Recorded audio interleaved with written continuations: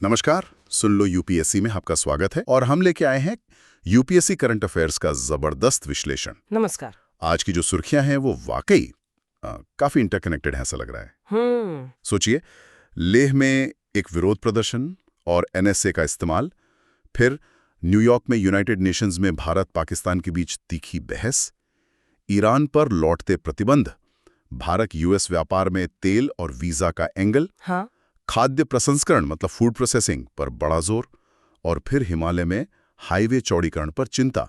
ये सब अलग अलग नहीं बल्कि गवर्नेंस यानी शासन, जियोपॉलिटिक्स भू राजनीति और नेशनल सिक्योरिटी राष्ट्रीय सुरक्षा के एक ही जटिल ताने बाने के धागे हैं। बिल्कुल सही कहा। ये डॉट्स कनेक्ट करना जरूरी है। और हमें क्यों सुने?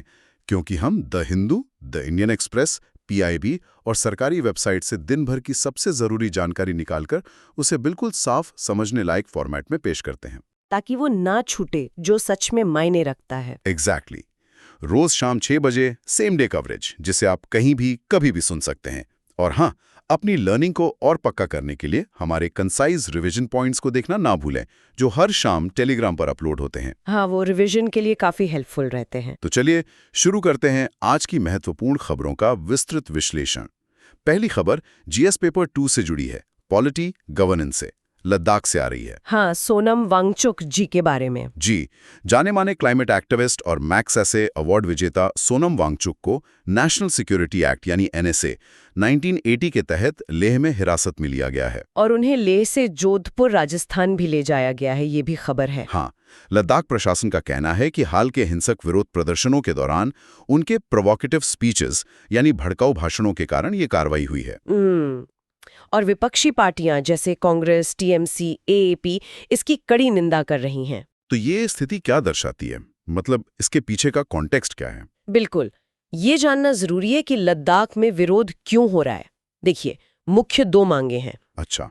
पहला, लद्दाख को संविधान की 6th शेड्यूल यानी 6ठी अनुसूची में शामिल करना। और दूसरा, राज्य का दर्जा, स्टेटहुड देना। 6 शेड्यूल की मांग क्यों? मतलब उससे क्या हासिल होगा? 6th schedule basically tribal areas के प्रशासन से जुड़ा है। मांग इसलिए है ताकि क्षेत्र की यूनिक ट्राइबल आइडेंटिटी, जो उनकी अद्वितीय जनजातीय पहचान है, संस्कृति, भूमि और पर्यावरण की रक्षा हो सके और शासन में ज्यादा स्वायत्तता मतलब ऑटोनॉमी मिले। और ऑपोजिशन का कहना है कि बीजेपी ने इसका वादा भी किया था। हाँ, ऑपोजिशन ये याद दिला रहा है कि बीजेपी ने 2020 ले हिल काउंसिल इलेक्शंस में 6th शेड्यूल का वादा किया था, जो अब तक पूरा नहीं हुआ है। खैर, अब बात करते हैं एनएसए की, नेशनल सिक्योरिटी एक्ट 1980। जी, ये क्या है एग्जैक्टली? ये एक प्रिवेंटिव डिटेंशन लॉ है, निवारक निरोध कानून। प्रिवेंटिव डिटेंशन मतलब? इसका मतलब है किसी व्यक्ति को भविष्य में अपराध करने से रोकने के लिए हिरासत में लेना, ना कि उसके द्वारा किए गए अपराध के लिए। ये एक आप कह सकते हैं असाधारण शक्ति है जो सरकार को मिलती है। और इसके प्रावधान कैसे हैं? मतलब क्या खास बातें हैं इसमें? इसकी प्रोविजंस काफी कड़े हैं। पहला है पावर टू डिटेन, हिरासत में लेने की शक्ति। केंद्र और राज्य सरकारें किसी व्यक्ति को हिरासत में ले सकती हैं अगर उन्हें लगता है कि वो व्यक्ति भारत की रक्षा, विदेशी शक्तियों से संबंध, भारत की सुरक्षा या सार्वजनिक व्यवस्था पब्लिक ऑर्डर और आवश्यक आपूर्ति एसेंशियल सप्लाईज बनाए रखने के लिए खतरा है। तो ये तो काफी वाइड पावर्स हो गई, मतलब सब्जेक्टिव सेटिस्फैक्शन पे आधारित। बिल्कुल, ये सरकारों को व्यापक विवेकाधीन शक्तियां, वाइड डिस्क्रिशनरी पावर्स देता है, जिसका सब्जेक्टिव सेटिस्फैक्शन यानी व्यक्तिपरक संतुष्टि के आधार पर इस्तेमाल हो सकता है, और यही मिसयूज का खतरा रहता है। और हिरासत कितने समय के लिए हो सकती है? यही सबसे ज्यादा चिंताजनक पहलू है। डिटेंशन पीरियड, हिरासत अवधि, बिना किसी फॉर्मल चार्ज या ट्रायल के 12 महीने तक हिरासत में रखा जा सकता है। 12 महीने? 12 मंथ्स। हाँ, 12 मंथ्स। शुरू में 3 महीने का आदेश होता है, जिसे एडवाइजरी बोर्ड, सलाहकार बोर्ड की राय के आधार पर बढ़ाया जा सकता है। यह सामान्य न्यायिक प्रक्रिया को बाईपास करता है और इनोसेंट अंटिल प्रूवन गिल्टी, निर्दोष जब तक दोषी साबित न हो, के सिद्धांत के खिलाफ जाता है। 12 महीने, ये तो बहुत लंबा समय है। और हिरासत का कारण बताने के लिए कितना समय मिलता है? ग्राउंड्स फॉर डिटेंशन, हिरासत का आधार बताने के लिए अधिकारियों को 5 दिन और विशेष परिस्थितियों में 10 दिन तक का समय मिल सकता है। अच्छा, तो इससे कानूनी चुनौती देने में भी देरी होती होगी। जाहिर है, डिटेनी को चैलेंज करने में समय लग जाता है। और ये एडवाइजरी बोर्ड क्या है? इसमें कौन होता है? सरकार को हिरासत के 3 हफ्तों के अंदर मामला एडवाइजरी बोर्ड को भेजना होता है। इसमें 3 सदस्य होते हैं जो हाईकोर्ट जज बनने के योग्य हों, लेकिन इनका रोल सिर्फ एडवाइजरी यानी सलाहकारी होता है। ये कोई न्यायिक सुनवाई नहीं है। और डिटेनी के अधिकार, क्या उन्हें वकील मिलता है? यही एक और बहुत महत्वपूर्ण बात है, राइट्स ऑफ डिटेनी, हिरासत में लिए गए व्यक्ति के अधिकार। सबसे खास बात, हिरासत में लिए गए व्यक्ति को सलाहकार बोर्ड के सामने वकील, लॉयर रखने का अधिकार नहीं होता। क्या वकील नहीं रख सकते? नहीं, वे केवल व्यक्तिगत रूप से अपनी बात रख सकते हैं। ये सामान्य आपराधिक मामलों में आर्टिकल 22(1) के तहत मिले कानूनी सलाह के मौलिक अधिकार से बिल्कुल अलग है। तो फिर न्यायिक समीक्षा, जुडिशियल रिव्यू का क्या? इससे हिरासत की न्यायिक समीक्षा का दायरा बहुत सीमित है। अदालतें आमतौर पर केवल प्रक्रियात्मक शुद्धता, प्रोसीजरल करेक्टनेस देखती हैं। हिरासत के कारणों की मेरिट या अधिकारी की सब्जेक्टिव सेटिस्फैक्शन की जांच नहीं करती। इससे तो कार्यपालिका की शक्ति पर न्यायपालिका का नियंत्रण कमजोर हो जाता है। हाँ बिल्कुल। तो एक जाने माने एक्टिविस्ट के खिलाफ जो संवैधानिक अधिकारों 6th शेड्यूल जैसी मांग कर रहे हैं, एनएसए का इस्तेमाल, ये प्रशासन की रणनीति में बदलाव दिखाता है। मतलब पॉलिटिकल एंगेजमेंट से हटकर लॉ एंड ऑर्डर रिस्पॉन्स की ओर। बिल्कुल, इसे आप पॉलिटिकल डिमांड का सिक्योरिटाइजेशन कह सकते हैं। मतलब एक राजनीतिक मांग को राष्ट्रीय सुरक्षा के मुद्दे के तौर पर पेश करना। प्रशासन शायद राजनीतिक बातचीत से बच रहा है और आंदोलन को दबाने की कोशिश कर रहा है। और इसका असर? इसे स्थानीय लोगों में अलगाव, एलियनेशन बढ़ सकता है। ये उन यूनियन टेरिटरीज, केंद्र शासित प्रदेशों में शासन के मॉडल पर भी सवाल उठाता है जहां विधायिका नहीं है, जैसे लद्दाख, जो सीधे केंद्र द्वारा एलजी के माध्यम से शासित है। हाँ, वहां स्थानीय आकांक्षाएं अगर केंद्र की नीति से अलग हों तो लोकतांत्रिक समाधान के रास्ते सीमित हो जाते हैं। सही कहा। एनएसए का प्रयोग इस शक्ति असंतुलन, पावर इम्बैलेंस को दर्शाता है, और ये राष्ट्रीय सुरक्षा बनाम मौलिक अधिकार, फंडामेंटल राइट्स, खासकर article 21 right to life and liberty और article 22 protection against arrest and detention की पुरानी बहस को फिर से ताज़ा करता है। हाँ, निवारक निरोध कानून मौलिक अधिकारों के अपवाद एक्सेप्शन है, पर क्या संवैधानिक मांगों के लिए आंदोलन करने वालों के खिलाफ इसका इस्तेमाल आनुपातिक, प्रोपोर्शनेट है? यही सवाल है। क्या इससे शांतिपूर्ण असहमति, पीसफुल डिसेंट पर चिलिंग इफेक्ट, मतलब एक डराने वाला प्रभाव नहीं पड़ेगा? और इसके जियोपॉलिटिकल इम्प्लीकेशंस भी हो सकते हैं, जैसा आपने शुरू में कहा। हाँ बिल्कुल। वांगचुक अंतर्राष्ट्रीय स्तर पर जाने जाते हैं। उनकी गिरफ्तारी पर ग्लोबल मीडिया और ह्यूमन राइट्स ग्रुप का ध्यान जाएगा ही। और लद्दाख की लोकेशन भी स्ट्रेटेजिक है। एग्जैक्टली। चीन के साथ सीमा विवाद को देखते हुए कोई भी आंतरिक अशांति या कठोर सरकारी कार्रवाई का फायदा विरोधी उठा सकते हैं। चीन इसे अपने प्रोपेगेंडा में इस्तेमाल कर सकता है, भारत की छवि खराब करने की कोशिश कर सकता है। घरेलू स्तर पर भी तो असर होगा। जाहिर है, लद्दाख के लोगों और केंद्र सरकार के बीच अविश्वास और गहरा सकता है, और ये घटना देश भर में अन्य मुद्दों पर शांतिपूर्ण विरोध को हतोत्साहित करने का एक खतरनाक उदाहरण, प्रीसिडेंट बन सकती है। ये वाकई एक चिंताजनक स्थिति है। चलिए अब अगली खबर पर चलते हैं। न्यूयॉर्क से यूनाइटेड नेशंस जनरल असेंबली, संयुक्त राष्ट्र महासभा के 80वें सत्र से। हाँ, भारत और पाकिस्तान के बीच तीखी कूटनीतिक भिड़ंत हुई। क्या हुआ वहाँ? पाकिस्तान के पीएम शहबाज शरीफ ने अपने भाषण में कुछ बड़े दावे किए। हाँ, कई दावे किए। कहा कि मई 2025 में ऑपरेशन सिंदूर नामक एक सैन्य झड़प हुई थी, जिसमें पाकिस्तान ने भारत के 7 विमान, 7 एयरक्राफ्ट मार गिराए। 7 विमान? और क्या कहा? दावा किया कि बाद में संघर्ष विराम, सीज फायर, पूर्व अमेरिकी राष्ट्रपति डोनाल्ड ट्रंप के मध्यस्थता से हुआ, जिसके लिए उन्होंने ट्रंप को नोबेल पीस प्राइज के लिए नॉमिनेट भी किया। अच्छा, और चेतावनी दी कि 1960 की इंडिस वाटर ट्रीटी, सिंधु जल संधि, IWT का कोई भी उल्लंघन भारत द्वारा एक्ट ऑफ वॉर यानी युद्ध का कार्य माना जाएगा। बाप रे, एक्ट ऑफ वॉर? तो भारत ने इस पर क्या प्रतिक्रिया दी? भारत ने तुरंत राइट ऑफ रिप्लाई यानी उत्तर देने का अधिकार का इस्तेमाल किया।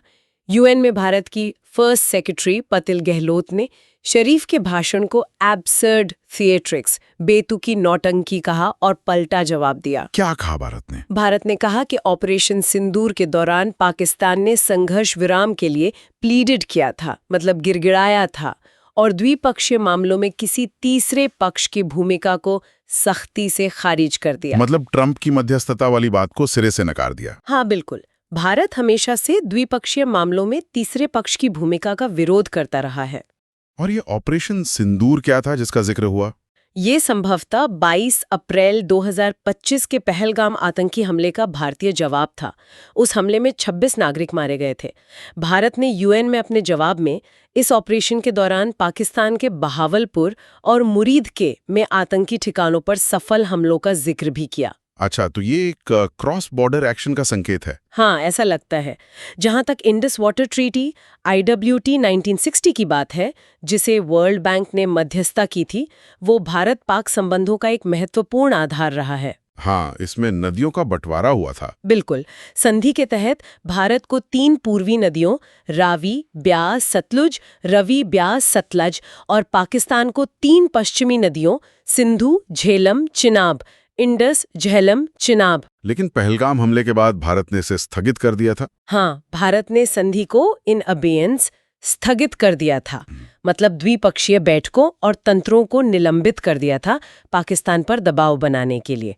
और राइट ऑफ रिप्लाई यूएन प्रणाली में एक प्रक्रियात्मक अधिकार है जो सदस्य देशों को जवाब देने की अनुमति देता है। तो ये यूएनजीए में जो हुआ, ये असल में कंपीटिंग नैरेटिव्स मतलब प्रतिस्पर्धी विमर्श की लड़ाई है। एब्सोल्युटली।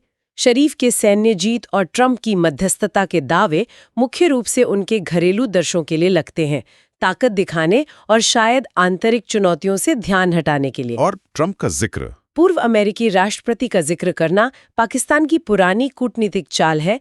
द्विपक्षीय विवाद का अंतर्राष्ट्रीयकरण करना और अमेरिका को मध्यस्थ के रूप में पेश करना, जिसका भारत हमेशा विरोध करता है। और भारत का जवाब वो मल्टी प्रोंग स्ट्रेटेजिक कम्युनिकेशन था। हाँ, ये कहना कि पाकिस्तान ने सीज फायर के लिए प्लीडेड किया, सीधे उनकी जीत के नैरेटिव को चैलेंज करता है। तीसरे पक्ष की मध्यस्थता का खंडन वैश्विक समुदाय को स्पष्ट संकेत है, जो 1972 के शिमला अग्रीमेंट में निहित बायलैटरलिज्म द्विपक्षीयता के सिद्धांत को मजबूत करता है। और फिर भारत ने बात आतंकवाद पर मोड़ दी। हाँ बिल्कुल। ओसामा बिन लादेन को पनाह देना, यूएन द्वारा प्रतिबंधित आतंकी संगठनों को बचाना, ये जानबूझकर पूरी बहस को भारत की शर्तों पर लाने की कोशिश थी। लेकिन शरीफ ने इंडस वाटर ट्रीटी को लेकर जो कड़ी भाषा इस्तेमाल की, उल्लंघन को एक्ट ऑफ वॉर कहना, ये कितना गंभीर है? ये बयानबाजी में एक बड़ा एस्केलेशन है। बहुत गंभीर बात है। IWT कई युद्धों और दशकों की दुश्मनी के बावजूद कायम रही है। भारत का हालिया फैसला संधि के तंत्र को निलंबित करना भी पिछली प्रथा से अलग था। अब पाकिस्तान का पानी के मुद्दे को इतने बड़े अंतर्राष्ट्रीय मंच पर अस्तित्व के सुरक्षा खतरे के रूप में पेश करना बताता है कि भविष्य में दोनों देशों के बीच संकट सिर्फ आतंकवाद या कश्मीर पर ही नहीं, बल्कि जल संसाधनों पर भी केंद्रित हो सकता है। खासकर क्लाइमेट चेंज के कॉन्टेक्स्ट में, जहां पानी की कमी एक बड़ा मुद्दा बन रहा है। एग्जैक्टली। ये रिश्ते में एक नया खतरनाक आयाम जोड़ता है। और ऑपरेशन सिंदूर, इसके बारे में क्या लगता है? इसके बारे में जो दावे और पलटा दावे हैं, वो बताते हैं कि ये शायद एक बड़ी हवाई झड़प थी। नाम सिंदूर अपने आप में प्रतीकात्मक है, शायद एक डिसाइसिव और रिटेलिएटरी हमले का संकेत। यूएन में जो चुनिंदा और विरोधाभासी विवरण सामने आ रहे हैं, वो दिखाते हैं कि ऑपरेशन का पूरा दायरा और परिणाम अभी भी दोनों देशों के बीच चल रहे इंफॉर्मेशन वॉर का हिस्सा है। तो इसके तात्कालिक इम्प्लीकेशंस क्या हैं? देखिए, यूएनजीए में इस कटु आदान प्रदान से निकट भविष्य में किसी भी औपचारिक द्विपक्षीय वार्ता की बहाली की संभावनाएं बहुत कम हो जाती हैं। पोजीशंस और सख्त हो गए हैं। और IWT का मुद्दा सबसे महत्वपूर्ण। IWT के बारे में स्पष्ट खतरा सिंधु बेसिन में जल बंटवारे की व्यवस्थाओं और बुनियादी ढांचा परियोजनाओं पर अंतर्राष्ट्रीय जांच को बढ़ाएगा। पानी सिर्फ एक रिसोर्स इशू नहीं, बल्कि भविष्य के संघर्ष का संभावित फ्लैश पॉइंट बन सकता है। अब यूएन में ही एक और महत्वपूर्ण घटनाक्रम हुआ, सिक्योरिटी काउंसिल, सुरक्षा परिषद में ईरान पर। क्या हुआ वहां? UNSC ने रूस और चीन द्वारा तैयार एक प्रस्ताव को खारिज कर दिया है। इस प्रस्ताव का मकसद ईरान पर व्यापक यूएन प्रतिबंधों को फिर से लगाना, री-इम्पोजिशन में देरी करना था। अच्छा, तो वोटिंग कैसे हुई? 15 सदस्यीय परिषद में प्रस्ताव को जरूरी 9 वोट नहीं मिले। 9 विरोध में पड़े, 4 पक्ष में और 2 सदस्य अनुपस्थित रहे। तो इसका नतीजा क्या हुआ? इसके साथ ही 2015 के परमाणु समझौते न्यूक्लियर डील के तहत हटाए गए कड़े यूएन प्रतिबंधों की स्वचालित वापसी, जिसे स्नैपबैक कहते हैं, उसका रास्ता साफ हो गया है। ये कौन से प्रतिबंध हैं? ये प्रतिबंध ईरान के बैंकिंग और तेल क्षेत्रों को निशाना बनाते हैं, हथियार प्रतिबंध, आर्म्स एम्बार्गो लगाते हैं और उसके बैलिस्टिक मिसाइल कार्यक्रम को दंडित करते हैं। काफी कड़े प्रतिबंध हैं ये। थोड़ा बैकग्राउंड बताइए इस पर। ये 2015 का समझौता क्या था और ये स्नैपबैक की नौबत क्यों आई? जरूर। 2015 का joint comprehensive plan of action यानी JCPOA या ईरान न्यूक्लियर डील ईरान और P5+1 देशों के बीच एक ऐतिहासिक समझौता था। P5+1 मतलब UNSC के 5 स्थायी सदस्य चीन, फ्रांस, रूस, UK, US प्लस जर्मनी। हाँ, ये तो याद है। इसके तहत ईरान अपने परमाणु कार्यक्रम पर महत्वपूर्ण रोक लगाने और अंतर्राष्ट्रीय निगरानी की अनुमति देने पर सहमत हुआ। बदले में उसे अंतर्राष्ट्रीय आर्थिक प्रतिबंधों से राहत मिली। तो फिर गड़बड़ कहाँ हुई? मौजूदा संकट तब शुरू हुआ जब अमेरिका राष्ट्रपति ट्रंप के पहले कार्यकाल के दौरान एक तरफा रूप से JCPOA से हट गया और कठोर अमेरिकी प्रतिबंध फिर से लगा दिए। अच्छा, US हट गया था। हाँ, जवाब में ईरान ने भी धीरे धीरे समझौते द्वारा निर्धारित परमाणु सीमाओं का उल्लंघन करना शुरू कर दिया। फिर जून 2025 में ईरानी परमाणु स्थलों पर कथित अमेरिकी और इजरायली हमलों के बाद स्थिति और बिगड़ गई। और तब यूरोपीय देशों ने स्नैपबैक ट्रिगर किया। एग्जैक्टली।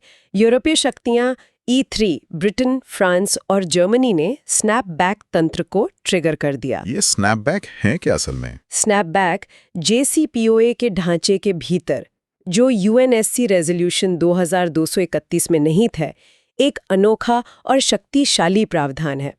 ये मूल हस्ताक्षरकर्ता राज्यों में से किसी को भी UNSC को सूचित करने की अनुमति देता है कि ईरान समझौते का सिग्निफिकेंट नॉन परफॉर्मेंस यानी महत्वपूर्ण गैर प्रदर्शन कर रहा है। और फिर एक बार ट्रिगर होने पर ये एक प्रक्रिया शुरू करता है जो 30 दिनों के भीतर सभी पिछले UN प्रतिबंधों की स्वचालित बहाली की ओर ले जाती है, जब तक कि परिषद इसके विरुद्ध प्रस्ताव पारित न करे। अच्छा, मतलब ऑटोमेटिक वापसी अनलेस काउंसिल रोके। हाँ, जो विफल रूस चीन प्रस्ताव था वो इसी स्वचालित स्नैपबैक को रोकने का एक प्रयास था। समझने के लिए सोचिए, जैसे एक डील में एक बड़ा लाल बटन है। अगर एक पार्टी डील तोड़ती है तो दूसरी मूल पार्टी वो बटन दबा सकती है और बूम, सारी पुरानी सजाएं अपने आप वापस आ जाती हैं, जब तक सब मिलके जल्दी से न रोकें। तो सुरक्षा परिषद में ये वोट P5 सदस्यों के बीच गहरे भू राजनीतिक मतभेदों, जियोपॉलिटिकल फ्रैक्चर्स का स्पष्ट प्रमाण है। बिल्कुल, ये वैश्विक सुरक्षा खतरों के प्रबंधन में निकाय को प्रभावी रूप से पंगु पैरालाइज बना रहा है। JCPOA को कभी मल्टीलैटरल डिप्लोमेसी, बहुपक्षीय कूटनीति की जीत माना जाता था। इसका पतन इस वोट से प्रतीक दिखाता है कि जब प्रमुख शक्तियों के हित इतने भिन्न होते हैं तो UNSC आम सहमति बनाने में असमर्थ है। वोटिंग पैटर्न से क्या पता चलता है? स्पष्ट संरेखण दिखता है। रूस और चीन ईरान के लिए कूटनीतिक ढाल प्रदान कर रहे हैं, जबकि पश्चिमी ब्लॉक US, UK, फ्रांस एक कठोर रुख अपना रहा है। यह लकवा UNSC को दुनिया की सबसे महत्वपूर्ण न्यूक्लियर नॉन प्रोलिफरेशन चुनौतियों में से एक पर अप्रभावी बना देता है। और स्नैपबैक के लागू होने में क्या विरोधाभास है? स्नैपबैक तंत्र के अनुप्रयोग में एक गहरा पैराडॉक्स है। इसे ईरान के अनुपालन को सुनिश्चित करने के लिए अंतिम इन्फोर्समेंट टूल के रूप में डिजाइन किया गया था। हालांकि वर्तमान संदर्भ में यह संभावित खतरनाक परिणामों के साथ एक एस्केलेटरी उपाय बन गया है। कैसे? E3 ने इसे इसलिए ट्रिगर किया क्योंकि ईरान समझौते का उल्लंघन कर रहा था। फिर भी UN प्रतिबंधों के पूर्ण भार के वापस आने से ईरान के पास अंतर्राष्ट्रीय परमाणु ऊर्जा एजेंसी IAEA के साथ सहयोग करने या किसी भी परमाणु सीमा का पालन करने के लिए और भी कम प्रोत्साहन इंसेंटिव है। मतलब ये समझौते को ही खत्म कर रहा है। हाँ, स्नैपबैक प्रभावी रूप से समझौते के अंतिम अवशेषों को समाप्त कर देता है, ईरान को एक कोने में धकेल देता है जहां उसका नेतृत्व यह निष्कर्ष निकाल सकता है कि परमाणु हथियार विकसित करना ही उसकी सुरक्षा की एकमात्र शेष गारंटी है। तो जो तंत्र परमाणु सशस्त्र ईरान को रोकने के लिए था, वो अनजाने में उसी की ओर रास्ता तेज कर सकता है। हाँ, ये एक गंभीर चिंता है। इसके इम्प्लीकेशंस क्या होंगे ग्लोबल जियोपॉलिटिक्स पर, ईरान पर और भारत पर? वैश्विक भूराजनीति के लिए ये घटना रूस चीन धुरी और पश्चिमी शक्तियों के बीच खाई को और गहरा करती है। एक प्रमुख नॉन प्रोलिफरेशन समझौते की विफलता परमाणु महत्वाकांक्षाओं वाले अन्य राज्यों को भी प्रोत्साहित कर सकती है। और ईरान? ईरान के लिए बहुपक्षीय यूएन प्रतिबंधों की वापसी उसकी अर्थव्यवस्था को और तबाह कर देगी, संभावित रूप से घरेलू अस्थिरता को बढ़ावा देगी और शासन के भीतर कट्टरपंथियों हार्डलाइनर्स का हाथ मजबूत करेगी। और भारत? आपने कहा था भारत के लिए मुश्किल स्थिति है। हाँ, ये विकास भारत को अत्यंत कठिन स्थिति में डालता है। एक तरफा अमेरिकी प्रतिबंधों के विपरीत, जिनसे भारत कुछ लचीलेपन के साथ निपट सकता था, यूएन प्रतिबंध सभी सदस्य राज्यों पर कानूनी रूप से बाध्यकारी हैं। तो भारत को ईरान से व्यापार कम करना ही पड़ेगा। हाँ, ये भारत को ईरान के साथ अपने व्यापार और ऊर्जा संबंधों को काफी हद तक कम करने के लिए मजबूर करेगा। ईरान एक पारंपरिक और महत्वपूर्ण आपूर्तिकर्ता है, जिससे भारत की एनर्जी सिक्योरिटी प्रभावित होगी। और चाबहार बंदरगाह का क्या?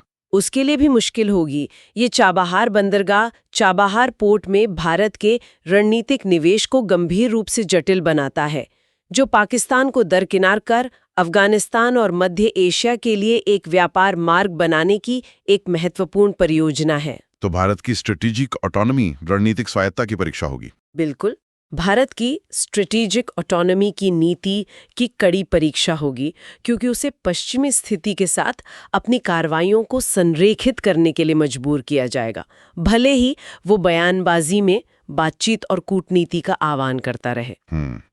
चलिए अब भारत और अमेरिका व्यापार संबंधों की बात करते हैं। न्यू जर्सी के गवर्नर फिल मर्फी भारत के इकोनॉमिक मिशन पर थे। हाँ। उन्होंने चल रही भारत अमेरिका द्विपक्षीय व्यापार वार्ता पर टिप्पणी करते हुए कहा कि एक समझौता सूनर रैदर देन लेटर, मतलब जल्दी हो सकता है। उन्होंने एक ग्रैंड बार्गेन, बड़े सौदे की संभावना का संकेत दिया, जिसमें संभवतः तेल, ऑयल एक केंद्रीय घटक होगा। ये दिलचस्प है। ये बातचीत अमेरिका द्वारा रूसी तेल आयात करने के लिए भारत पर लगाए गए 25% दंड शुल्क, पेनल्टी टैरिफ के संदर्भ में हो रही है। गवर्नर मर्फी, जो डेमोक्रेटिक पार्टी के एक प्रमुख नेता हैं, ने रिपब्लिकन ट्रंप प्रशासन की H-1B वीजा पर प्रतिबंधात्मक नीतियों से भी असहमति व्यक्त की। ये भारत के लिए एक बड़ा मुद्दा है। हाँ, बिल्कुल। पहले थोड़ा बैकग्राउंड समझ लेते हैं। हाल के वर्षों में भारत अमेरिका व्यापार संबंधों में टकराव बढ़ा है, जिसमें कई टैरिफ और काउंटर टैरिफ लगे हैं। लेकिन ऊर्जा क्षेत्र में सहयोग भी बढ़ा है। हाँ, इन तनावों के बावजूद अमेरिका भारत के लिए एक प्रमुख ऊर्जा आपूर्तिकर्ता के रूप में उभरा है। कच्चे तेल का 5वां सबसे बड़ा स्रोत और तरलीकृत प्राकृतिक गैस LNG का दूसरा सबसे बड़ा स्रोत बन गया है। और H-1B वीजा? H-1B वीजा कार्यक्रम एक नॉन इमिग्रेंट वीजा है, जो अमेरिकी कंपनियों को विशेष क्षेत्रों में विदेशी श्रमिकों को नियुक्त करने की अनुमति देता है। यह कार्यक्रम भारतीय IT प्रोफेशनल्स के लिए एक महत्वपूर्ण मार्ग है और भारत अमेरिका प्रौद्योगिकी साझेदारी का आधार है। लेकिन ट्रंप प्रशासन ने इस पर सख्ती की थी। हाँ, ट्रंप प्रशासन ने बढ़ी हुई फीस और कड़ी जांच जैसे उपाय पेश किए, जिससे भारतीय कंपनियों और पेशेवरों के लिए अनिश्चितता और चुनौतियां पैदा हुई हैं। तो गवर्नर मर्फी ने जो ग्रैंड बार्गेन शब्द इस्तेमाल किया, इसका क्या मतलब हो सकता है? ये शब्द ग्रैंड बार्गेन मौजूदा वार्ताओं में व्यापार, ऊर्जा और भू राजनीति के गहरे अंतर संबंध, इंटरकनेक्शन की ओर इशारा करता है। कैसे? रूसी तेल खरीदने के लिए अमेरिकी टैरिफ केवल एक व्यापार उपाय नहीं है, ये एक जियोपॉलिटिकल टूल है, जिसे भारत को एक प्रमुख अमेरिकी प्रतिद्वंदी यानी रूस के साथ जुड़ने के लिए, दंडित करने के लिए डिजाइन किया गया है। तो ग्रैंड बार्गेन में क्या लेन देन हो सकता है? क्विड प्रो को? हाँ, ये एक क्विड प्रो को का सुझाव देता है। अमेरिका दंडात्मक टैरिफों को कम करने या समाप्त करने के लिए तैयार हो सकता है, यदि भारत अमेरिकी ऊर्जा की अपनी खरीद बढ़ाने के लिए प्रतिबद्ध हो। इससे अमेरिका को क्या फायदा है? ये कई अमेरिकी रणनीतिक उद्देश्यों को पूरा करेगा। ये अमेरिकी ऊर्जा निर्यात को बढ़ावा देगा, भारत को रूसी आपूर्ति पर अपनी निर्भरता से दूर करने में मदद करेगा और भारत को अमेरिकी स्ट्रेटेजिक कक्षा में करीब खींचेगा। और भारत के लिए ये तो मुश्किल फैसला होगा। बिल्कुल, भारत के लिए ये एक जटिल दुविधा, कॉम्प्लेक्स डायलेमा प्रस्तुत करता है। सस्ते रूसी तेल के आर्थिक लाभ और अपने सबसे बड़े व्यापारिक भागीदार संयुक्त राज्य अमेरिका के साथ एक स्वस्थ व्यापार संबंध बनाए रखने के लिए मजबूर करता है। और इसमें H-1B वीजा का क्या रोल है? साथ ही H-1B वीजा मुद्दे का एक महत्वपूर्ण कूटनीतिक लीवर के रूप में उपयोग किया जा रहा है। ट्रंप प्रशासन द्वारा लगाए गए प्रतिबंध द्विपक्षीय घर्षण का एक प्रमुख स्रोत है। हाँ, ये भारतीय डायस्पोरा और आईटी इंडस्ट्री को प्रभावित करते हैं। सही। गवर्नर मर्फी की असहमतिपूर्ण टिप्पणियां उजागर करती हैं कि यह अमेरिका के भीतर भी एक विवादास्पद घरेलू मुद्दा है।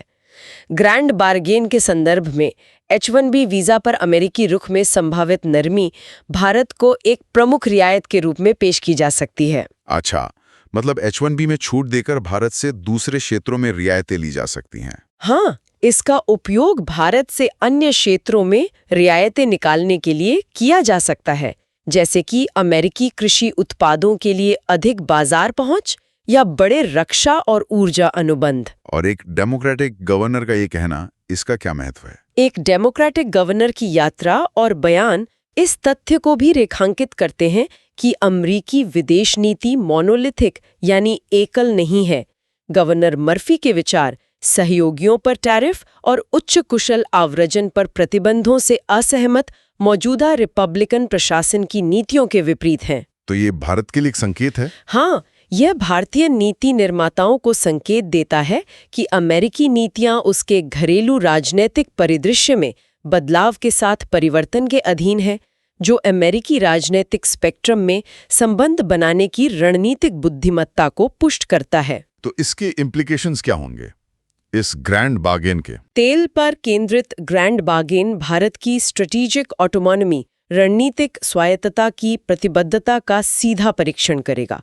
रूस से तेल आयात कम करने के अमेरिकी दबाव को मानने से मॉस्को के साथ भारत की लंबे समय से चली आ रही और रणनीतिक साझेदारी पर महत्वपूर्ण प्रभाव पड़ेगा। और H-1B? H-1B वीजा कार्यक्रम के आसपास लगातार अनिश्चितता भारतीय छात्रों और पेशेवरों के करियर और शैक्षिक विकल्पों पर ठोस प्रभाव डाल सकती है। जैसा कि गवर्नर मर्फी ने उल्लेख किया, ये उन्हें अन्य देशों पर विचार करने या अधिक अमेरिकी विश्वविद्यालयों को भारत में भौतिक उपस्थिति स्थापित करने के लिए प्रोत्साहित कर सकता है। और अगर ये सौदा नहीं हुआ तो? अंततः इन वार्ताओं की सफलता या विफलता द्विपक्षीय आर्थिक संबंधों के भविष्य के प्रक्षेप वक्र को निर्धारित करेगी। एक व्यापक सौदा कई बकाया चिड़चिड़ाहटों को हल कर सकता है और व्यापार को एक महत्वपूर्ण बढ़ावा दे सकता है, जबकि एक समझौते तक पहुंचने में विफलता टैरिफ युद्ध के और बढ़ने का कारण बन सकती है, जिससे दोनों अर्थव्यवस्थाओं को नुकसान होगा। ये देखने वाली बात होगी। चलिए अब रुक करते हैं नई दिल्ली के भारत मंडपम का GS पेपर 3 की खबरों की ओर। वर्ल्ड फूड इंडिया 2025 का चौथा संस्करण चल रहा है। हाँ, काफी बड़ा आयोजन है ये। बिल्कुल। इसे ministry of food processing industries, खाद्य प्रसंस्करण उद्योग मंत्रालय मॉस्पाई आयोजित कर रहा है। और बड़ी खबर यह है कि पहले 2 दिनों में 1 लाख करोड़ रुपए से ज्यादा के निवेश के लिए मेमोरेंडा ऑफ अंडरस्टैंडिंग यानी MOU साइन हुए हैं। वाओ, 1 लाख करोड़, ये तो बहुत बड़ा आंकड़ा है। हाँ, जिसमें से 25,000 करोड़ रुपए अकेले दूसरे दिन साइन हुए। इसके साथ ही food safety and standards authority of India यानी FSSAI द्वारा 3rd global food regulators summit GFRS भी चल रहा है। अच्छा, GFRS भी साथ में। उसकी थीम क्या है? GFRS की थीम है इवॉल्विंग फूड सिस्टम्स यथा अन्नम तथा मनः, यानी जैसा अन्न वैसा मन चेतना। भारतीय अर्थव्यवस्था का एक महत्वपूर्ण हिस्सा है। इसमें विकास, रोजगार सृजन और किसानों की आय बढ़ाने की अपार संभावनाएं हैं। लेकिन इसमें चुनौतियां भी तो हैं। हाँ, बिल्कुल, कई चुनौतियां हैं। अपर्याप्त बुनियादी ढांचा, खासकर कोल्ड चेन की कमी, खंडित आपूर्ति श्रृंखला फ्रैगमेंटेड सप्लाई चेन्स, बर्बादी का उच्च स्तर और अन्य प्रमुख अर्थव्यवस्थाओं की तुलना में कृषि उपज का अपेक्षाकृत कम प्रसंस्करण लो लेवल ऑफ प्रोसेसिंग। और FSSAI का क्या रोल है? FSSAI भारत की शीर्ष नियामक संस्था है। ये खाद्य पदार्थों के लिए मानक निर्धारित करने और उनके निर्माण, भंडारण, वितरण, बिक्री और आयात को विनियमित करने के लिए जिम्मेदार है, ताकि मानव उपभोग के लिए सुरक्षित और पौष्टिक भोजन उपलब्ध हो सके। और वर्ल्ड फूड इंडिया, ये क्यों आयोजित किया जाता है? वर्ल्ड फूड इंडिया पहल भारत को एक वैश्विक खाद्य प्रसंस्करण हब के रूप में प्रदर्शित करने, विदेशी और घरेलू निवेश आकर्षित करने और मूल्य श्रृंखला वैल्यू चेन में साझेदारी को सुविधाजनक बनाने के लिए एक प्रमुख आयोजन है। इस साल के फोकस एरिया क्या है? इस साल के आयोजन के 5 मुख्य स्तंभ हैं: sustainability and net zero food processing, processed food for nutrition and health, frontiers in food processing, products and packaging technologies, India as global food processing hub और livestock and marine products accelerating the rural economy. तो world food India 2025 के ये विषय और focus क्षेत्र क्या दर्शाते हैं? क्या भारत की खाद्य नीति में कोई बदलाव आ रहा है? हाँ, ये भारत की खाद्य नीति में एक महत्वपूर्ण विकास का संकेत देते हैं। दशकों तक हमारा राष्ट्रीय ध्यान मुख्य रूप से फूड सिक्योरिटी, खाद्य सुरक्षा पर था, यानी विशाल आबादी को खिलाने के लिए गेहूं और चावल जैसे मुख्य अनाजों की पर्याप्त मात्रा का उत्पादन करना। और अब वर्तमान आयोजन का प्रसंस्कृत खाद्य पदार्थ, न्यूट्रास्यूटिकल्स, विशेष खाद्य पदार्थ और कल्याण उत्पादों पर जोर, न्यूट्रिशन सिक्योरिटी, पोषण सुरक्षा की ओर एक रणनीतिक बदलाव, स्ट्रेटेजिक पिवट का संकेत देता है। मतलब अब सिर्फ पेट भर रहा नहीं, पोषण भी देना है और वैल्यू एडिशन भी जोर है। एग्जैक्टली। सरकार का दृष्टिकोण भारत को कृषि मूल्य श्रृंखला में ऊपर ले जाना है। इसे केवल कच्चे माल के उत्पादक से ग्लोबल फूड बास्केट, वैश्विक खाद्य टोकरी और ग्लोबल फूड प्रोसेसिंग हब, वैश्विक खाद्य प्रसंस्करण हब में बदलना है। इसमें प्रसंस्करण के माध्यम से वैल्यू एडिशन, पैकेजिंग में सुधार, मजबूत ब्रांड बनाना और तैयार खाद्य उत्पादों के निर्यात को बढ़ावा देना शामिल है। और इसमें global food regulator summit GFRS का क्या महत्व है? ये इस दृष्टिकोण का एक महत्वपूर्ण और रणनीतिक घटक है। खाद्य प्रसंस्करण के लिए एक वैश्विक केंद्र बनने के लिए भारतीय उत्पादों को कड़े अंतर्राष्ट्रीय गुणवत्ता और सुरक्षा मानकों को पूरा करना होगा। हाँ, एक्सपोर्ट के लिए तो स्टैंडर्ड्स बहुत जरूरी हैं। पानी करके FSSAI सक्रिय रूप से वैश्विक नियामकों के लिए harmonisation of food safety standards, खाद्य सुरक्षा मानकों का सामंजस्य पर चर्चा करने के लिए एक मंच बना रहा है।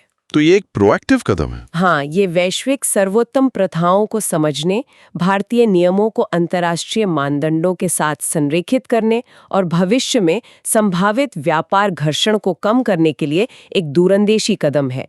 इससे भारतीय खाद्य उत्पादों की एक्सपोर्ट कम्पिटिटिवनेस बढ़ेगी। लेकिन ये जो 1 लाख करोड़ रुपए के MOUs हुए हैं, क्या ये जमीन पर उतरेंगे? असली चुनौती तो वही है। बिल्कुल सही। MOUs की घोषणा प्रभावशाली है और मजबूत निवेशक रुचि का संकेत देती है, लेकिन महत्वपूर्ण चुनौती इन निवेश इरादों को जमीन पर वास्तविक परियोजनाओं में बदलने की है। इसके लिए क्या करना होगा? इसके लिए क्षेत्र की अंतर्निहित चुनौतियों का समाधान करने के लिए निरंतर प्रयासों की आवश्यकता होगी, जैसे नीतिगत स्थिरता सुनिश्चित करना, बुनियादी ढांचे के अंतराल को पाटना, खासकर फार्म टू फैक्ट्री लॉजिस्टिक्स और कोल्ड स्टोरेज में, और खाद्य प्रसंस्करण उद्यमों के लिए ईज ऑफ डूइंग बिजनेस में और सुधार करना। अगर ये सेक्टर सफल होता है तो इसके फायदे क्या होंगे? एक मजबूत खाद्य प्रसंस्करण क्षेत्र के भारतीय अर्थव्यवस्था के लिए कई गुना लाभ है। पहला, किसानों के लिए बेहतर मूल्य प्राप्ति, बेटर प्राइस रियलाइजेशन और फसल के बाद के नुकसान, पोस्ट हार्वेस्ट लॉसेस में कमी। इससे किसानों की आय दुगनी करने के लक्ष्य में मदद मिलेगी। और रोजगार? हाँ, यह क्षेत्र अत्यधिक रोजगार गहन, एम्प्लॉयमेंट इंटेंसिव है और बड़ी संख्या में नौकरियां पैदा कर सकता है, खासकर ग्रामीण और अर्ध शहरी क्षेत्रों में। इससे कृषि संकट को कम करने में मदद मिलेगी। व्यापार के लिहाज से? व्यापार के दृष्टिकोण से मूल्यवर्धित प्रसंस्कृत खाद्य उत्पाद अंतर्राष्ट्रीय बाजारों में कच्चे माल की तुलना में बहुत अधिक कीमत प्राप्त करते हैं। ये भारत की निर्यात आय को एक महत्वपूर्ण बढ़ावा दे सकता है और बैलेंस ऑफ ट्रेड में सुधार कर सकता है।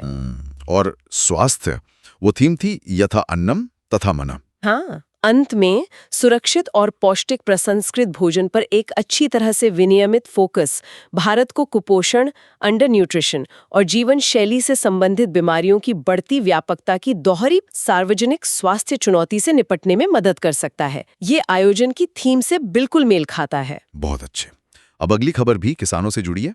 डिजास्टर मैनेजमेंट से भी केंद्र सरकार ने बाढ़ प्रभावित 3 राज्यों हिमाचल प्रदेश, पंजाब और उत्तराखंड में PMKSI योजना के तहत किसान लाभार्थियों को 540 करोड़ रुपए की राशि जारी की है। अच्छा, ये कोई अतिरिक्त राशि है या नियमित किस्त? ये भुगतान प्रति किसान 2000 रुपए की नियमित अगस्त-नवंबर किस्त है। लेकिन कृषि मंत्रालय ने कहा कि ये किस्त उन किसानों के लिए स्पेशली प्रायोरिटाइज्ड यानी विशेष रूप से प्राथमिकता दी गई थी जो हाल ही में इन राज्यों में बाढ़ और भूस्खलन से गंभीर रूप से प्रभावित हुए थे। तो पीएम किसान को आपदा राहत के टूल की तरह इस्तेमाल किया जा रहा है। थोड़ा पीएम किसान के बारे में बताइए। जरूर। पीएम किसान यानी प्रधानमंत्री किसान सम्मान निधि एक सेंट्रल सेक्टर स्कीम, केंद्रीय क्षेत्र की योजना है। ये देश भर के सभी भूमिधारक किसान परिवारों, लैंड होल्डिंग फार्मर फैमिलीज को आय सहायता, इनकम सपोर्ट प्रदान करती है। कितनी सहायता मिलती है? योजना के तहत सालाना 6,000 रुपए की राशि 3 समान 4 मासिक किश्तों में यानी 2,000 रुपए प्रत्येक प्रदान की जाती है। ठीक है, 6,000 रुपए सालाना, 6,000 rupees annually, 2,000 rupees per installment, 2,000 rupees per installment. क्या सभी किसानों को मिलती है? नहीं, इसमें कुछ एक्सक्लूजन क्राइटेरिया, बहिष्करण मानदंड है, जैसे संस्थागत भूमिधारक, संवैधानिक पदों पर रहने वाले या रह चुके सदस्य वाले परिवार, अधिकांश सेवारत या सेवानिवृत्त सरकारी कर्मचारी और पिछले आकलन वर्ष में आयकर का भुगतान करने वाले इसमें शामिल नहीं हैं। और पैसा कैसे मिलता है? योजना डायरेक्ट बेनिफिट ट्रांसफर डीबीटी तंत्र के माध्यम से लागू की जाती है। धनराशि सीधे लाभार्थियों के आधार सीडेड बैंक खातों में जमा की जाती है। डेटा राज्य केंद्र शासित प्रदेश सरकारें सत्यापित करती हैं। तो बाढ़ प्रभावित क्षेत्रों के लिए नियमित पीएम किसान किस्त जारी करने को प्राथमिकता देने का सरकार का निर्णय ये क्या दिखाता है? ये योजना के विकास को दर्शाता है, एक साधारण आय सहायता कार्यक्रम से एक लचीले बहुउद्देश्य सामाजिक सुरक्षा जाल, मल्टीपर्पस सोशल सेफ्टी नेट तक। इसकी ताकत क्या है इस कॉन्टेक्स्ट में? इस दृष्टिकोण की मुख्य ताकत योजना को रेखांकित करने वाला मजबूत डिजिटल बुनियादी ढांचा है। किसानों का एक व्यापक और सत्यापित डेटाबेस, उनके आधार और बैंक खाते के विवरण के साथ सरकार को इच्छित लाभार्थियों तक सीधे और तेजी से वित्तीय सहायता पहुंचाने की अनुमति देता है। मतलब पारंपरिक राहत की देरी और लीकेज से बचाव। हाँ, ये पारंपरिक मैनुअल रूप से प्रशासित आपदा राहत मुआवजे से जुड़ी प्रक्रियात्मक देरी और संभावित रिसाव पोटेंशियल लीकेजेस को बाईपास करता है। इससे प्रभावित परिवारों को तत्काल तरलता, इमीडिएट लिक्विडिटी प्रदान करने के लिए एक प्रभावी उपकरण बन जाता है। लेकिन क्या ये पर्याप्त है? इसका आलोचनात्मक मूल्यांकन भी तो जरूरी है। बिल्कुल। जबकि हस्तांतरण की गति एक महत्वपूर्ण लाभ है, राशि स्वयं 2,000 रुपए एक पूर्व निर्धारित भुगतान है जो किसानों को वैसे भी मिलना था। यह बाढ़ के कारण फसलों, पशुधन या संपत्ति के व्यापक नुकसान को कवर करने के लिए विशेष रूप से गणना की गई अतिरिक्त क्षतिपूर्ति नहीं है। तो इसे क्या माना जाए? राहत का ये रूप तत्काल नकदी प्रदान करने वाली पहली प्रतिक्रिया, फर्स्ट लाइन रिस्पॉन्स के रूप में सबसे अच्छा देखा जाता है। लेकिन ये state disaster response fund SDRF या प्रधानमंत्री फसल बीमा योजना PMFYBY जैसी योजनाओं के तहत मजबूत फसल बीमा कवरेज जैसे अधिक व्यापक आपदा मुआवजा तंत्रों की जगह नहीं ले सकता। और क्या इसकी कोई सीमाएं हैं टारगेटिंग को लेकर? हाँ, आपदा राहत के लिए उपयोग किए जाने पर पीएम किसान के लक्ष्यीकरण तंत्र टारगेटिंग मैकेनिज्म की अंतर्निहित सीमाएं हैं। ये योजना विशेष रूप से भूमिधारक किसानों के लिए डिजाइन की गई है। तो कौन छूट जाते हैं? इसका मतलब है कि ग्रामीण आबादी का एक बड़ा और कमजोर वर्ग, जैसे कि भूमिहीन खेतीहर मजदूर, लैंडलेस एग्रीकल्चरल लेबरर्स, बटाईदार किसान टेनेंट फार्मर्स और अन्य ग्रामीण कारीगर जिनकी आजीविका बाढ़ से समान रूप से तबाह हो जाती है, वो इस राहत उपाय से बाहर रह जाते हैं। ये तो आपदा प्रतिक्रिया के लिए सामाजिक सुरक्षा संरचना में एक संभावित अंतर, पोटेंशियल गैप को उजागर करता है। बिल्कुल। तो इसके इम्प्लीकेशंस क्या हैं? पीएम किसान का ये अनुप्रयोग भारत के आपदा राहत प्रतिमान में एक व्यापक बदलाव का संकेत दे सकता है, जो तत्काल पहली पंक्ति की वित्तीय सहायता प्रदान करने के लिए पहले से मौजूद डीबीटी प्लेटफॉर्मों के उपयोग की ओर बढ़ रहा है। ये पारंपरिक राहत विधियों का पूरक होगा, न कि प्रतिस्थापन। और योजना के इस तरह के उपयोग वित्तीय समावेशन, फाइनेंशियल इंक्लूजन के महत्व को भी पुष्ट करते हैं। हर किसान को सरकारी लाभ प्राप्त करने के लिए एक कार्यात्मक आधार लिंक्ड बैंक खाता बनाए रखने के लिए प्रोत्साहन करते हैं। और ये बहस भी छिड़ेगा कि क्या ये राशि पर्याप्त है? हाँ, अंत में ये घटना इस तरह के समर्थन की पर्याप्तता पर एक नीतिगत बहस को गति देने की संभावना है। ये महत्वपूर्ण सवाल उठाता है कि क्या ये निश्चित आय सहायता भुगतान किसानों को तेजी से लगातार और तीव्र चरम मौसम की घटनाओं के कारण होने वाले बड़े पैमाने पर आर्थिक झटकों से उबरने में मदद करने के लिए पर्याप्त है, और क्या उन्हें अधिक पर्याप्त और लक्षित मुआवजा और बीमा पैकेज के साथ पूरक करने की आवश्यकता है। बिल्कुल। अब पंजाब चलते हैं। वहां के मुख्यमंत्री भगवंत मान ने राज्य में हालिया बाढ़ की गंभीरता के लिए इंडिया मीटीरियोलॉजिकल डिपार्टमेंट यानी IMD के ऑफ द मार्क गलत मौसम पूर्वानुमानों को सार्वजनिक रूप से जिम्मेदार ठहराया है। अच्छा, उन्होंने IMD को दोष दिया है? हाँ, राज्य विधानसभा के एक विशेष सत्र के दौरान उन्होंने डेटा पेश किया जिसमें कई दिनों में अनुमानित और वास्तविक वर्षा के बीच भारी अंतर दिखाया गया। उन्होंने तर्क दिया कि ये IMD की विश्वसनीयता पर गंभीर प्रश्न चिन्ह serious question marks over IMD's credibility उठाता है। मुख्यमंत्री ने विपक्ष पर प्राकृतिक आपदा पर राजनीति करने का भी आरोप लगाया। ये तो गंभीर आरोप है। पंजाब में बाढ़ की स्थिति क्या थी? पंजाब में बाढ़ विनाशकारी रही है। 2300 से अधिक गांवों को प्रभावित किया, 2 मिलियन से अधिक लोग प्रभावित हुए और अनुमानित 5000 एकड़ भूमि पर फसलें नष्ट हो गईं। और इसका कारण एक महत्वपूर्ण योगदान कारक राज्य के प्रमुख बांधों में पानी का अभूतपूर्व प्रवाह था।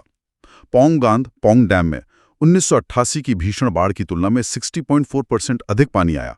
वाह, 60.4% ज्यादा। अच्छा, IMD और बाढ़ पूर्वानुमान के बारे में बताइए। IMD भारत मौसम विज्ञान विभाग भारत में सभी मौसम संबंधी टिप्पणियों, मौसम पूर्वानुमान और भूकंप विज्ञान के लिए प्रमुख सरकारी एजेंसी है।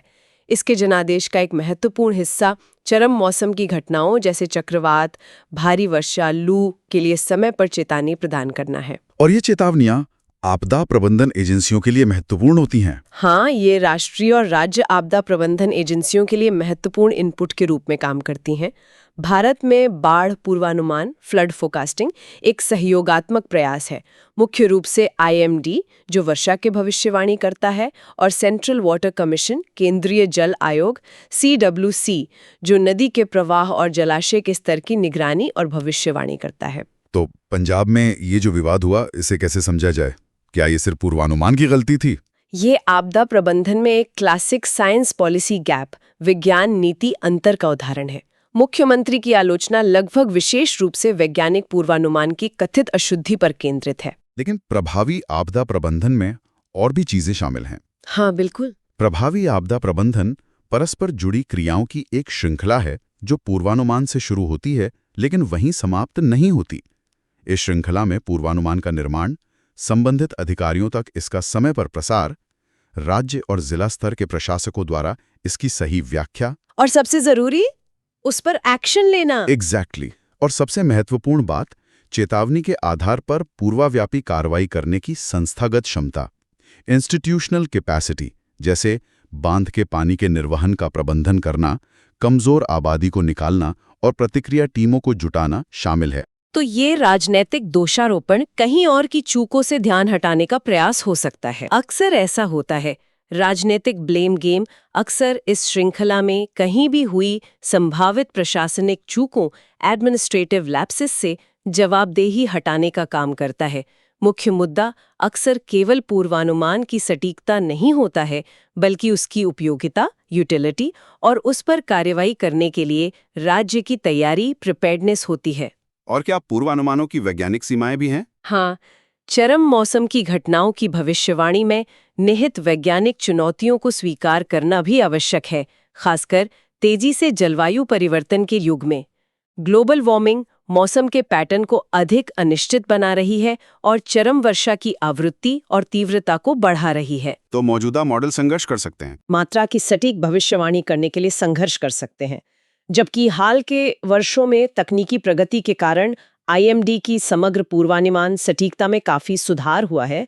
किसी विशिष्ट क्षेत्र में वर्षा की सटीक तीव्रता की भविष्यवाणी करना एक वैश्विक वैज्ञानिक चुनौती बनी हुई है। तो जरूरत किस चीज की है? यह घटना उन्नत मॉडलिंग, एडवांस्ड मॉडलिंग में निरंतर निवेश की आवश्यकता को रेखांकित करती है, जिसमें AI और मशीन लर्निंग शामिल है, और स्वचालित मौसम स्टेशंस, ऑटोमेटेड वेदर स्टेशंस और डॉपलर रेडार्स जैसे अवलोकन बुनियादी ढांचे के एक सघन नेटवर्क की भी जरूरत है। और ये जो राजनीतिकरण हो रहा है आपदा का, प्राकृतिक आपदाओं का राजनीतिकरण, पॉलिटिसाइजेशन, जैसा कि पंजाब सरकार, विपक्ष और विस्तार से केंद्र, चूंकि आईएमडी एक केंद्रीय एजेंसी है, के बीच आरोपों और प्रत्यारोपों में देखा गया है, भारत में आपदा प्रतिक्रिया की एक आवर्ती विशेषता है। इस तरह के राजनीतिक खींचतान अक्सर समन्वित राहत और पुनर्वास प्रयासों में बाधा डालती है और वैज्ञानिक संस्थानों की विश्वसनीयता को कमजोर कर सकती है। इसके इम्प्लीकेशंस क्या हो सकते हैं? राजनीतिक नेताओं और आईएमडी जैसी वैज्ञानिक एजेंसियों के बीच सार्वजनिक विवादों का खतरनाक परिणाम हो सकता है। आधिकारिक चेतावनियों में जनता का विश्वास कम होना, इरोडिंग पब्लिक ट्रस्ट। हाँ, अगर लोग चेतावनियों पर यकीन नहीं करेंगे तो भविष्य में नुकसान ज्यादा हो सकता है। बिल्कुल। यदि नागरिक पूर्वानुमानों की विश्वसनीयता पर संदेह करना शुरू कर देते हैं तो वे भविष्य की चेतावनियों पर ध्यान नहीं दे सकते हैं, जिससे बाद की आपदाओं में जीवन और संपत्ति का अधिक नुकसान हो सकता है। तो समाधान क्या है? ये घटना पूर्वानुमान एजेंसियों और राज्य सरकारों के बीच बेहतर जोखिम संचार प्रोटोकॉल, रिस्क कम्युनिकेशन प्रोटोकॉल्स की तत्काल आवश्यकता पर प्रकाश डालती है। केवल चेतावनी जारी करने से आगे बढ़कर यह सुनिश्चित करना कि उन्हें सहयोगात्मक रूप से समझा जाए, प्रासंगिक बनाया जाए और उन पर कार्रवाई की जाए। और राज्यों को क्या करना चाहिए? सबसे महत्वपूर्ण बात, इस तरह की चरम घटनाओं की बढ़ती आवृत्ति पंजाब जैसे राज्यों के लिए एक स्पष्ट अनुस्मारक के रूप में कार्य करती है कि वे अपना ध्यान विशुद्ध रूप से आपदा के बाद की प्रतिक्रिया से दीर्घकालिक जलवायु अनुकूलन, लॉन्ग टर्म क्लाइमेट एडेप्टेशन पर केंद्रित करें। जैसे कि इसमें बेहतर शहरी और ग्रामीण जल निकासी प्रणाली, नदियों और बांधों की नियमित गाद निकालना, डिसिल्टिंग मुख्यमंत्री द्वारा उठाया गया एक बिंदु भी, और जलवायु लचीला बुनियादी ढांचा, क्लाइमेट रिजिलिएंट इंफ्रास्ट्रक्चर का निर्माण जैसे उपायों में निवेश करना शामिल है। ये जरूरी है। अब बात करते हैं उत्तराखंड की महत्वाकांक्षी चारधाम परियोजना की। ये भी पर्यावरण और आपदा से जुड़ा मुद्दा है। हाँ, इस पे काफी विवाद रहा है। 50 से अधिक प्रतिष्ठित नागरिकों के एक समूह ने, जिसमें वरिष्ठ भाजपा नेता डॉक्टर मुरली मनोहर जोशी और पूर्व केंद्रीय मंत्री डॉक्टर करण सिंह शामिल हैं, भारत के मुख्य न्यायाधीश चीफ जस्टिस ऑफ इंडिया से एक अपील की है। अच्छा, क्या अपील है? वे सुप्रीम कोर्ट उच्चतम न्यायालय से उत्तराखंड में चारधाम परियोजना पर अपने 2021 के फैसले की रिव्यू एंड रिकॉल, समीक्षा और वापस लेने का आग्रह कर रहे हैं। क्यों?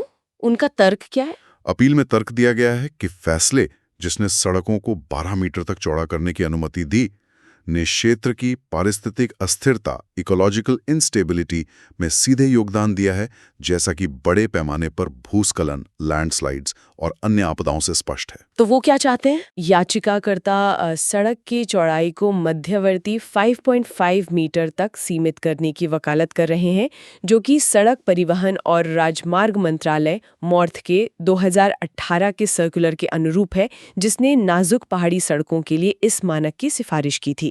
इस परियोजना का बैकग्राउंड क्या है और ये कानूनी लड़ाई क्या थी?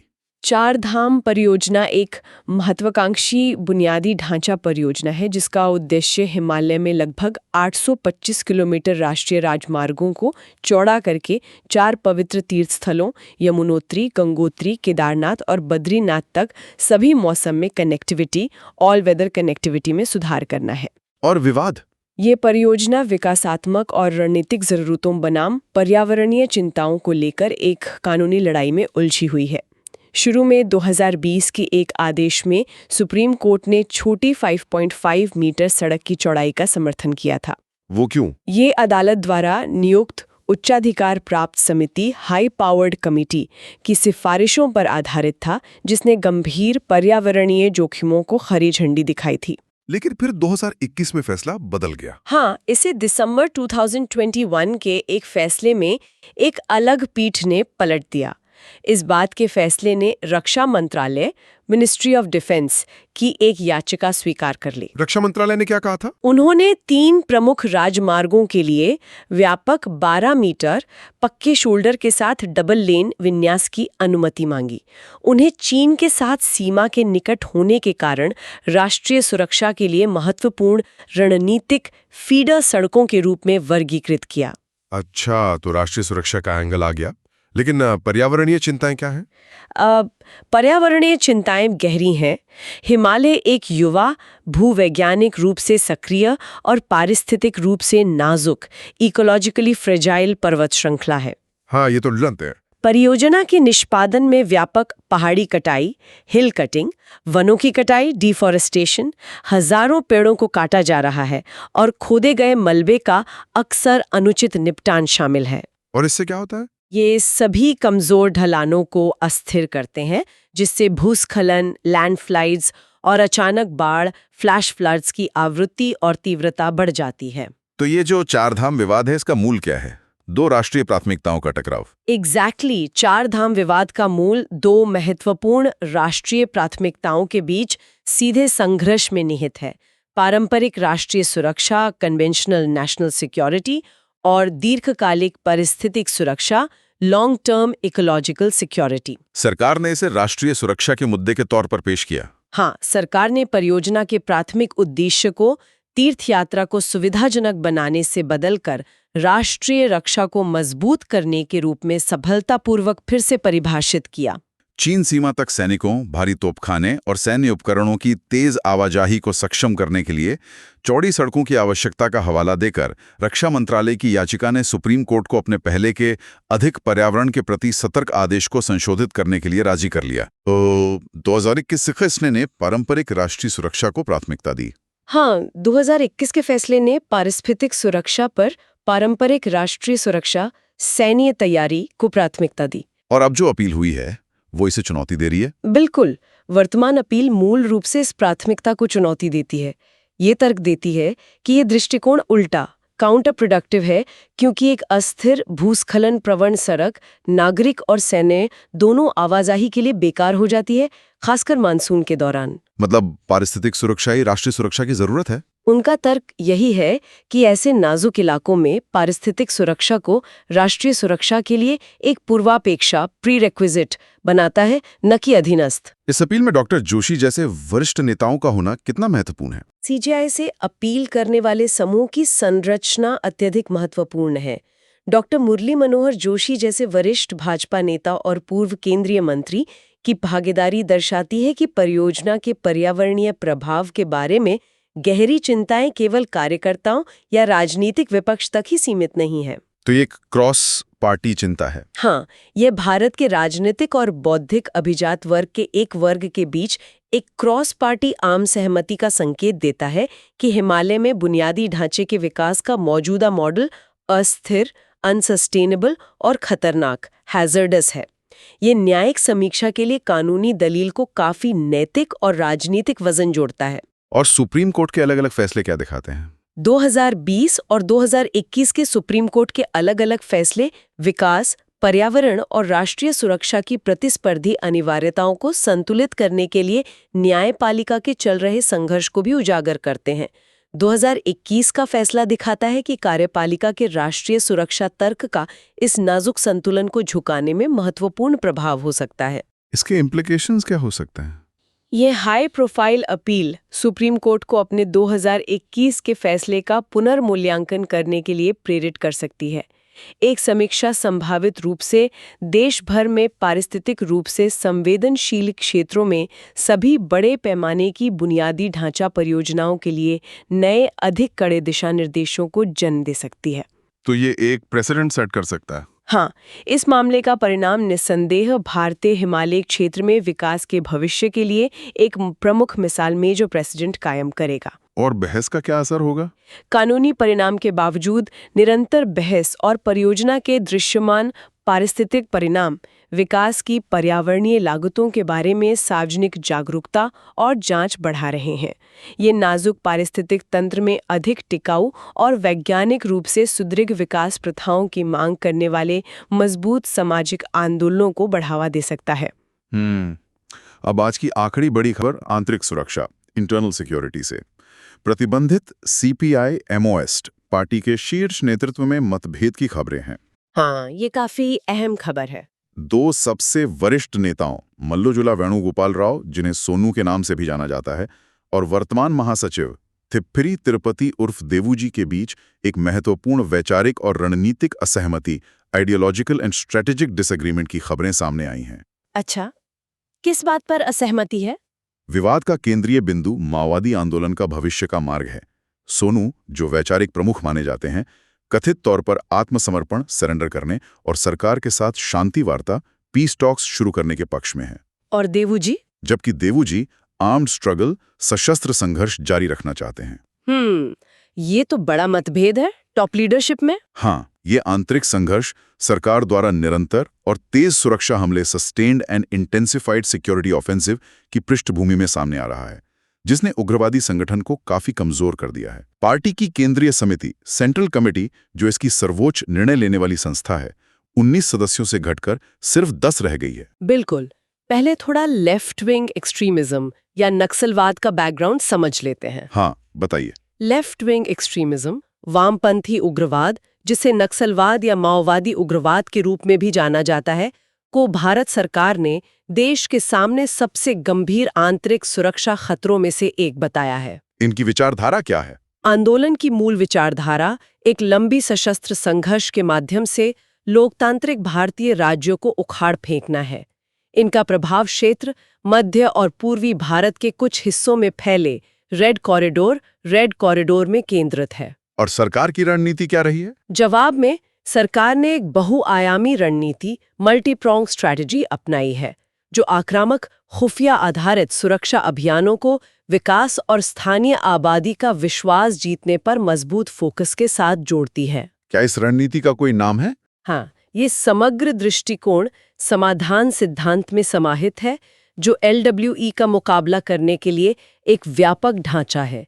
समाधान का मतलब है S smart leadership, A aggressive strategy, M motivation and training, A actionable intelligence, D dashboard based KPIs and KRAs, H harnessing technology, A action plan for each theater, N no access to financing। अच्छा, समाधान। तो ये जो माओवादी नेतृत्व में फूट की खबर है, क्या इसे सरकार की रणनीति की सफलता माना जा सकता है? हाँ, रिपोर्ट की गई फूट को सरकार के निरंतर बहुआयामी दबाव की सफलता का प्रत्यक्ष संकेत, डायरेक्ट इंडिकेटर माना जा सकता है। समाधान सिद्धांत को उग्रवाद के पारिस्थितिकी तंत्र को व्यवस्थित रूप से खत्म करने के लिए डिजाइन किया गया है। कैसे काम करता है ये? आक्रामक सुरक्षा अभियान उनकी सैन्य क्षमता को कमजोर करते हैं और उनके आंदोलन को प्रतिबंधित करते हैं। लक्षित विकास परियोजनाएं जैसे सड़कें, स्कूल और संचार टावर बनाना स्थानीय शिकायतों को दूर करती हैं और माओवादियों के लोकप्रिय समर्थन आधार को नष्ट करती हैं। और उनके वित्तीय नेटवर्क को अवरुद्ध करना हथियार खरीदने और अपने कैडरों को बनाए रखने की उनकी क्षमता को पंगु बना देता है। तो सोनू और देवूजी के बीच असहमति इसी दबाव का नतीजा है। हाँ, ये असहमति एक अस्तित्व के संकट, एग्जिस्टेंशियल क्राइसिस का सामना कर रहे संगठन का एक क्लासिक लक्षण है। जब एक विद्रोही समूह अत्यधिक और निरंतर दबाव में होता है, उसके नेतृत्व और कैडर का सफाया हो रहा होता है और उसकी भर्ती सूख रही होती है, तो वो अक्सर टूट जाता है। मतलब दो गुट बन जाते हैं। हाँ, यथार्थवादियों प्रैग्मेटिस्ट का एक गुट उभरता है जो जीत का कोई व्यवहारी मार्ग नहीं देखता है और बातचीत या आत्मसमर्पण के माध्यम से अपने नुकसान को कम करना चाहता है, जबकि कट्टरपंथियों हार्डलाइनर्स का एक गुट सशस्त्र संघर्ष की मूल विचारधारा को छोड़ने से इनकार करता है। तो CPI माओइस्ट के उच्चतम स्तर पर इस बहस का उभरना क्या दिखाता है? ये इस बात का पुख्ता सबूत है कि सरकार की रणनीति इस आंदोलन के भीतर यही संकट सफलतापूर्वक पैदा कर रही है। और ये सिर्फ सामरिक नहीं, वैचारिक संकट भी है। बिल्कुल, आत्मसमर्पण पर यह बहस केवल सामरिक नहीं है, यह गहरे वैचारिक संकट, आइडियोलॉजिकल क्राइसिस का प्रतीक है। भारत में माओवादी आंदोलन प्रोट्रैक्टेड पीपल्स वॉर, लंबी जनयुद्ध के सिद्धांत पर आधारित है। सोनू जैसे शीर्ष विचारक द्वारा आत्मसमर्पण पर विचार करना ही इस मूल सिद्धांत में विश्वास की हानि और इस बात की स्वीकृति का सुझाव देता है कि सशस्त्र संघर्ष अब व्यवहार्य में ही हो सकता है। तो ये राज्य के लिए एक मौका है। हाँ, ये आंतरिक असंतोष राज्य के लिए एक महत्वपूर्ण रणनीतिक अवसर, स्ट्रेटेजिक अपॉर्चुनिटी प्रस्तुत करता है।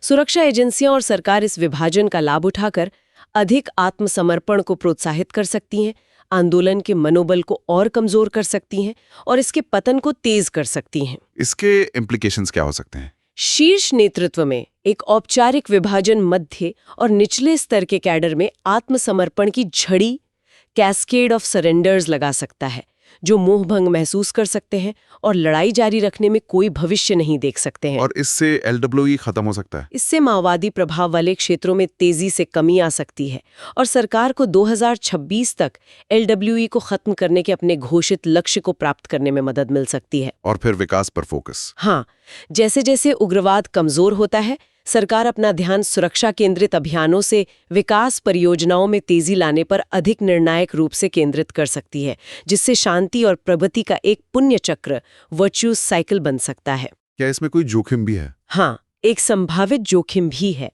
जबकि एक विभाजन मुख्य पार्टी को कमजोर करता है, ये छोटे, अधिक कट्टरपंथी और संभावित रूप से अधिक हिंसक स्प्लिंटर समूहों, स्प्लिंटर ग्रुप्स के गठन का कारण बन सकता है।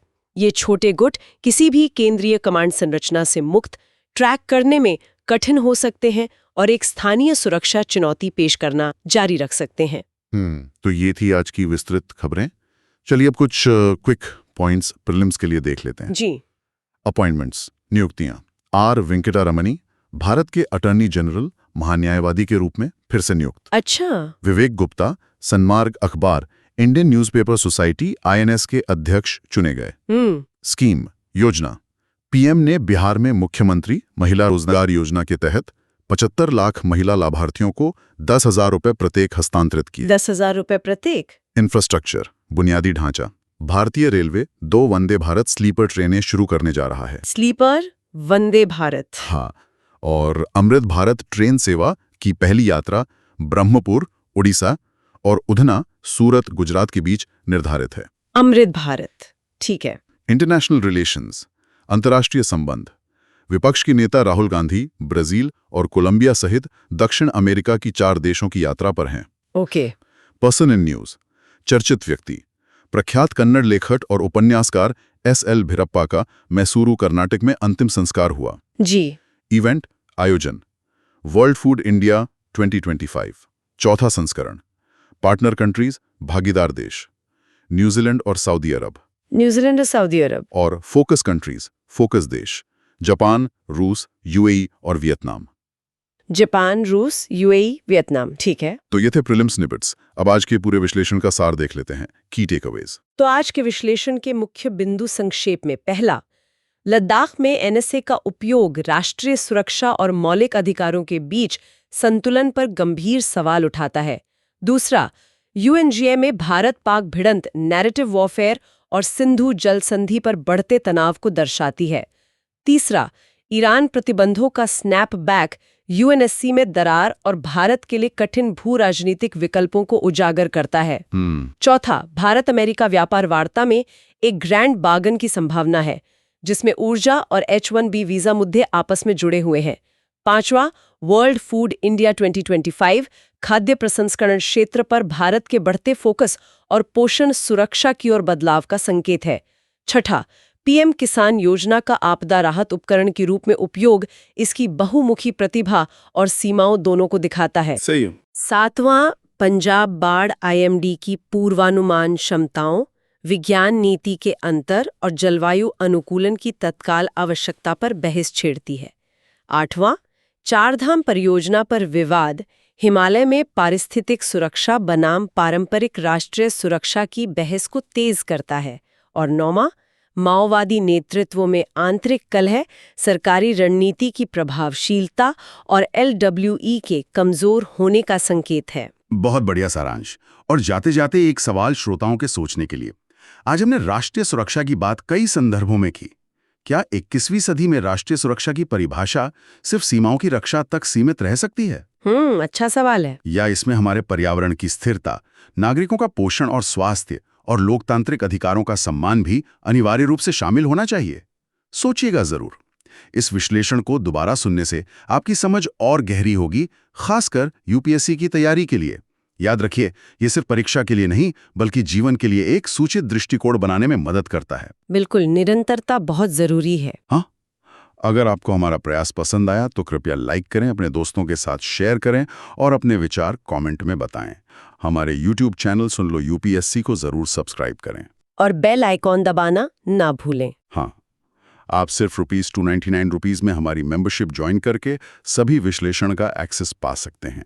और अगर आप हमें सपोर्ट करना चाहते हैं तो सुपर थैंक्स का उपयोग करें। इससे हमें इस चैनल को लंबे समय तक आप तक लाते रहने में मदद मिलेगी। आपका सहयोग हमें प्रेरित करता है। बिल्कुल।